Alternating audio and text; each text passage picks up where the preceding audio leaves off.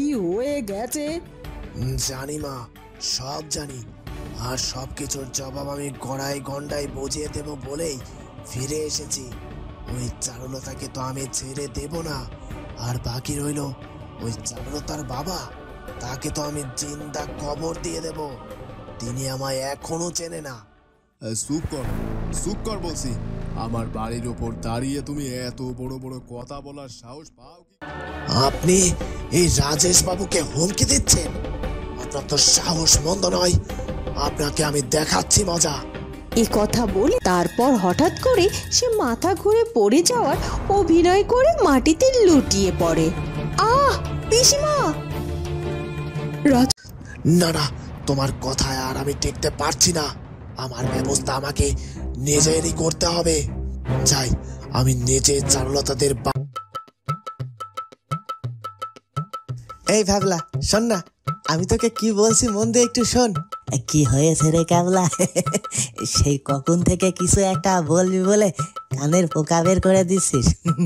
বল বল, কি বলবি বল দেখি, তোর কথাই আগে শুনে। আরে বাবা, আমি বলতে চাইছি কি, মীরাকে রেখে ময়নাকে। আবার তুই আবার ওই এক কথাই বলছিস?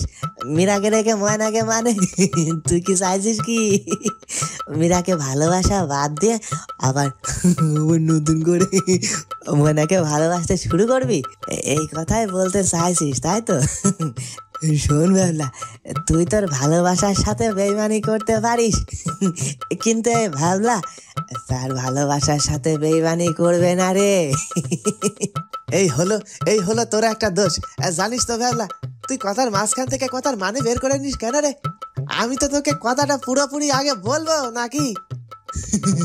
বল বল, কি বলতে চাইছিস বল দেখি, বল।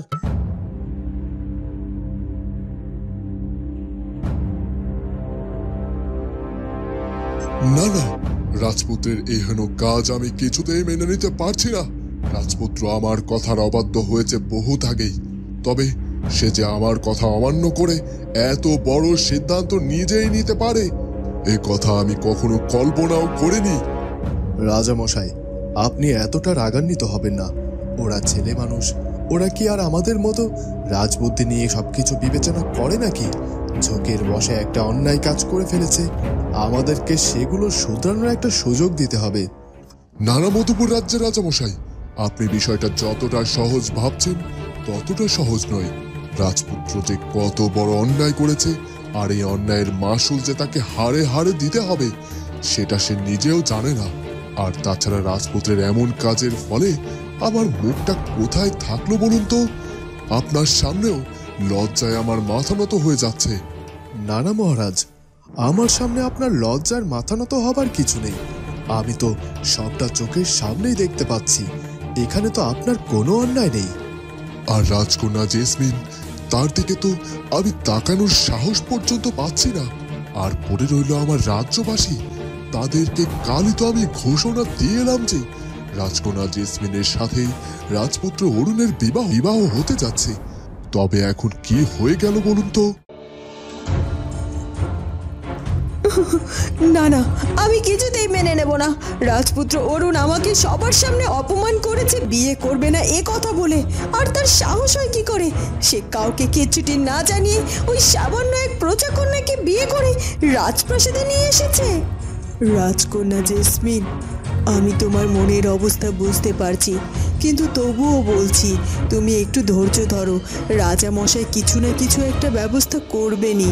তার মুখের কথার তো একটা দাম আছে, বলো?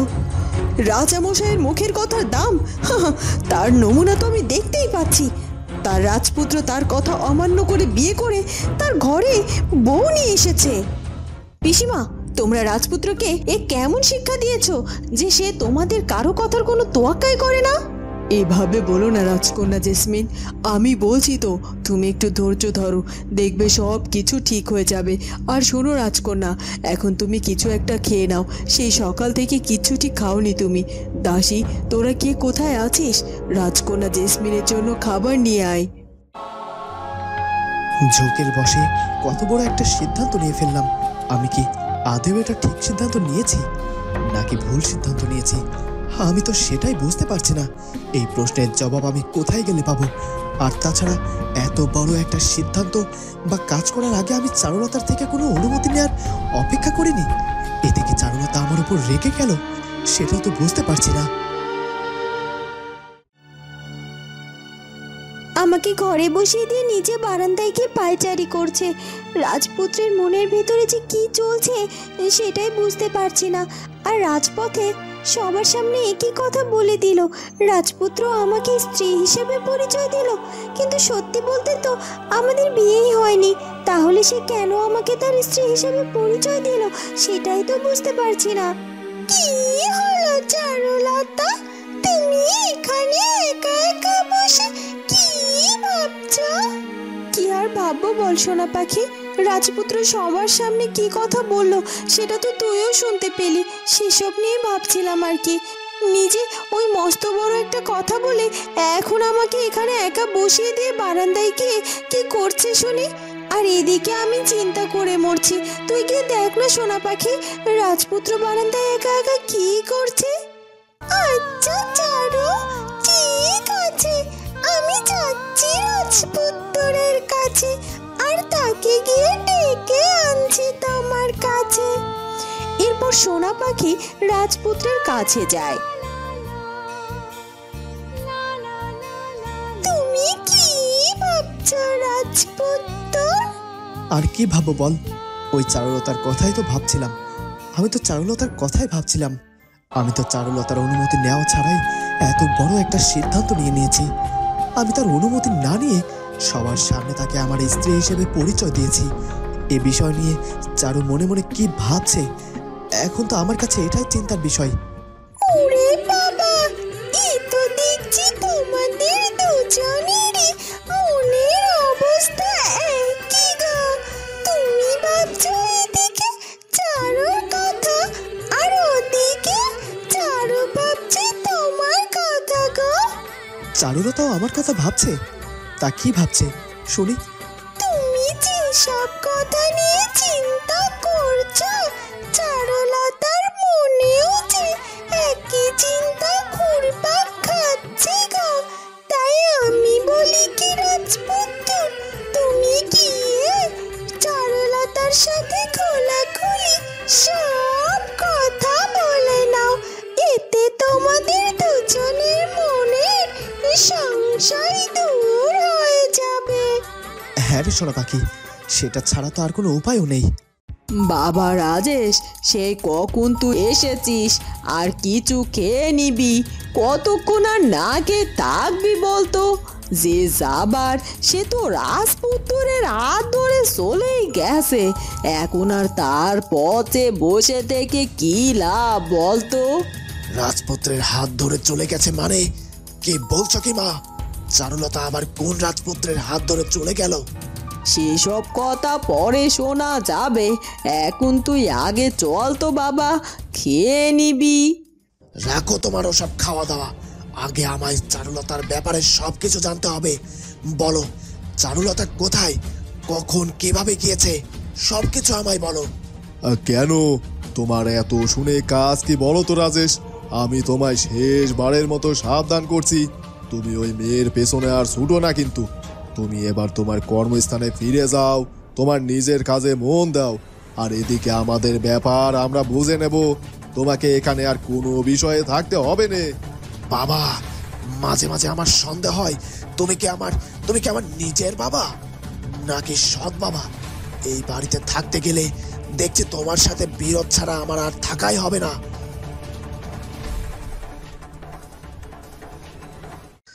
না না, তোমার কথায় আর আমি টিকতে পারছি না। আমার ব্যবস্থা আমাকে নিজেরই করতে হবে। যাই, আমি নিজে চারুলতাদের বাড়িতে গিয়ে সবটা শুনে আসি গিয়ে। এই কথা বলে রাজেশ মোড়ল বাড়ি থেকে বেরিয়ে পড়ে। দেখেছো কিন্তু দেখেছো তোমার ছেলের সাহস কতটা হয়েছে দেখো। সে এত কিছুর পরেও আবার সেই চারুলতাদের বাড়িতে যাচ্ছে চারুলতার খোঁজ করতে। এবার তোমার ছেলেকে যদি কেউ বেঁধে না রেখে পিটিয়েছে তবে আমার নাম পাল্টিয়ে রেখো। আরে বাবা, আমি বলতে চাইছি যে আমরা তো মীরার পেছনে অনেক দিনই ঘুরলাম, কিন্তু কিন্তু ওকে তো কোনো মতেই আমরা বাগে আনতে পারলাম না রে। তাই আমি বলছি কি, চল এবার আমরা বুদ্ধি খাটিয়ে একখানা কাজ করি, এতে যদি কাজ হয়। কি কাজ রে ভ্যাবলা? আমরা দুজনে ওই ময়নার সাথে লাইন মারি চল, আর মীরাকে দেখিয়ে দেখিয়ে আমরা দুজনে ময়নার সাথে প্রেমের অভিনয় করব, আর সেই সব দেখে নিশ্চয় মীরা জ্বলে পুড়ে খাক হয়ে যাবে রে। আর তারপর ও আবারও আমাদের কাছে ফিরে আসতে চাইবে, তখন ওকে আমরা আবার সজোরে গ্রহণ করবো রে। আরে বাবা, তোর মাথায় তো দেখছি হেভি বুদ্ধি রে গাবলা। ঠিক আছে ঠিক আছে, তাহলে আমাদের এবার এই লাইনে হাঁটতে হবে, নইলে মীরাকে বাঁকানো যাবে না রে। চল তাহলে আজকে থেকে এই ময়নার পেছনে ঘুরঘুর করা শুরু করে দেই। ঠিক আছে চল।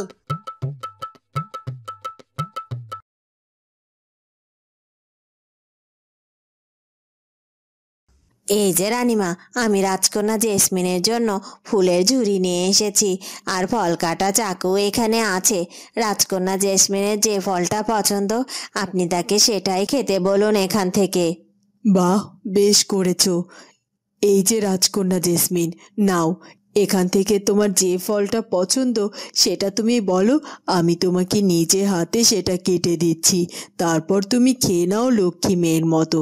আর রাগ করে থেকো না তো, যা হবার তা তো হয়ে গেছে, তবে এর সমাধান কিছু না কিছু একটা বের হবেই। না না, এই হেমরাজ্যে এসে আমি সবার আচার ব্যবহারে যতটুকু বুঝতে পেরেছি, তাতে করে এটা বুঝতে পেরেছি যে রাজামশাই যতই একরোখা হোক না কেন, যতই সে তার মুখের কথা দাম রাখার চেষ্টা করুক না কেন, কিন্তু রাজপুত্র যেটা বলবে সেটাই শেষ কথা। তার ওপরে কথা বলার সাহস পিসিমা বা রাজামশাই কারোরই নেই। কিন্তু রাজামশাই বা পিসিমার উপর ছেড়ে দিলে তো চলবে না, আমি তো তাদেরকেও আর ভরসা করতে পারছি না। এবার আমাকে এমন কিছু করতে হবে যে রাজামশাই যেন বাধ্য হয়ে রাজপুত্রকে বাধ্য করে আমার সাথে বিয়ে করাতে, যেন রাজামশাই তার কথার একটু এদিক ওদিকও না করতে পারে। রাজকন্যা জেসমিন মনে মনে কুফন্দি আঁটতে থাকে। তারপর হঠাৎ করে সে মাথা ঘুরে পড়ে যাওয়ার অভিনয় করে মাটিতে লুটিয়ে পড়ে। আহ পিসিমা! রাজকন্যা, রাজকন্যা জেসমিন, এ কি হলো তোমার? এ কি সর্বনাশা কাজ হলো? সেই তখন থেকে মেয়েটাকে কত করে বলছি কিছু খেয়ে নিতে, না খেয়ে মেয়েটা এখন এ কি হাল করেছে নিজের। বাড়িতে কেউ আছেন? এই কোথায় আছেন? শীঘ্রই বাইরে বেরিয়ে আসুন বলছি, আপনাদের সাথে আমার কথা আছে। চারুলতার বাবা মা ও মীরা ঘর থেকে বেরিয়ে আসে, আর তারা রাজেশকে সেখানে দেখতে পেয়ে অবাক হয়ে যায়। আপনাদের সকলকে দেখতে পাচ্ছি, কিন্তু আমার হবু স্ত্রী চারুলতা কোথায়? তাকে আপনারা সকলে কোথায় গুম করে রেখেছেন? আর কার সাথে নাকি কোথায় একটা পাঠিয়ে দিয়েছেন শুনলাম। কোথায় কোথায় তাকে পাঠিয়ে দেওয়া হয়েছে শুনি? মুখ সামলে কথা বলুন রাজেশ বাবু, আপনার তো সাহস মন্দ নয়। আপনি আমার বাড়ি বয়ে এসে কথা শোনাচ্ছেন। আপনার সাহস হয় কি করে? আপনি চারুলতা মায়ের খোঁজ করছেন। হাতি ঘোড়া গেল তাল, মশা বলে কত চল। এই রাজেশ বাবুর দেখছি হয়েছে সেই দশা। এত কিছুর পরে আবার বাড়ি বয়ে চারুলতার খোঁজ করতে এসেছে। এক্ষুনি যে গ্রাম শুদ্ধ মানুষ জড়ো হয়ে ওকে পিটাবে তাতে তো কোনো সন্দেহ নেই। আমরা নেহাত ভদ্র মানুষ, তাই এখনো আপনাদেরকে গ্রাম থেকে উচ্ছেদ করিনি। এরপর যদি বাড়াবাড়ি করেন তবে আপনার বাবা মা আর আপনাকে সহ এই গ্রাম থেকে উচ্ছেদ করবো আমরা। আচ্ছা তাই নাকি? একই তো আপনি আপনার দেওয়া কথা রাখেননি। আপনার মেয়েকে আমার সাথে বিয়ে দেবেন বলে কথা দিয়েছেন, আর আমার মা বাবাও আপনার মেয়েকে সোনার গয়না দিয়ে আশীর্বাদ পর্যন্ত করেছে। আর তারপরেও আপনারা কি করে সেই বিয়ে ভেঙে দেন? আর আপনার মেয়েকে কি করে বা অন্য কারোর হাতে তুলে দিয়েছেন? তোমার বাবা মা যে সোনার গয়না দিয়ে আমার মেয়ে চারুলতাকে আশীর্বাদ করেছিল, আমরা সেই গয়না তাদেরকে আবার ফিরিয়েও দিয়েছি। আর এই বিয়ে আমি ভেঙে দিয়েছি। এখানে আমাদের আর কোনো দায়বদ্ধতা নেই। আর এরপরও আমি আমার মেয়েকে কার হাতে তুলে দেব না দেব সে বিষয়ে তোমাকে কৈফিয়ত দিতে হবে নাকি? ভালোই ভালোই বলছি এখান থেকে চলে যাও, নইলে এক্ষুনি। আপনি এই রাজেশ বাবুকে হুমকি দিচ্ছেন? আপনার তো সাহস মন্দ নয়, আপনাকে আমি দেখাচ্ছি মজা। এ কথা বলে রাজেশবাবু চারুলতার বাবার দিকে তেড়ে যেতে শুরু করে। তখনই জয়া আর মীরা চেঁচামেচি করতে শুরু করে দেয়। ও মা গো, বাবা গো, মেরে ফেললো, আমার স্বামীটাকে মেরে ফেললো গো। এই কে কোথায় আসো তোমরা, শিগগিরি এসো আমাদের বাড়িতে। বাঁচাও, বাঁচাও! আর তখনই চারুলতাদের বাড়িতে গ্রাম থেকে অনেকগুলো লোক এসে হাজির হয়ে যায়। চারুলতা, চারুলতা। রাজপুত্র, আপনি এসেছেন? আপনার সাথে যে আমার অনেক কথা আছে। আমারও যে তোমাকে অনেক কিছু বলার আছে চারুলতা। তার মানে আমি যেটা ভাবছি সেটা কি সত্যি? রাজপুত্র কি সত্যি সত্যি মন থেকে আমাকে পছন্দ করে? সে কি সত্যি তার মন থেকে আমাকে তার স্ত্রীর জায়গায় বসাতে চায়? আর সেজন্যই কি সে এমনভাবে সবার সাথে আমার পরিচয় করিয়ে দিল? চারুলতার মনটা খুব সহজ সরল। একবার তাকে কিছুটি না বলে আমি চলে এসে তার মনে অনেক আঘাত দিয়েছিলাম। আবার না জানি এমন কাণ্ড করে আমি চারুলতার মনে কতটা আঘাত দিয়েছি। মেয়েটা আমার কাছে শুধু একটু আশ্রয় পাবে বলে আমার হাত ধরে ওই দূরের পথ পাড়ি দিয়ে এখানে চলে এসেছে। আর তাকে আমি আমার স্বার্থে বিব্রতকর এক অবস্থাতে ফেলেছি। না না, ওকে এই অবস্থা থেকে আমাকে বের করে আনতেই হবে। বন্ধুরা, কি হতে চলেছে এরপর সেটা জানবো আমরা চারুলতা গল্পের পরবর্তী পর্বে। আর আমাদের আজকের ভিডিওটি ভালো লাগলে অবশ্যই আমাদের চ্যানেলটিকে সাবস্ক্রাইব করে দিও। দেখা হবে পরবর্তী পর্বে। ধন্যবাদ।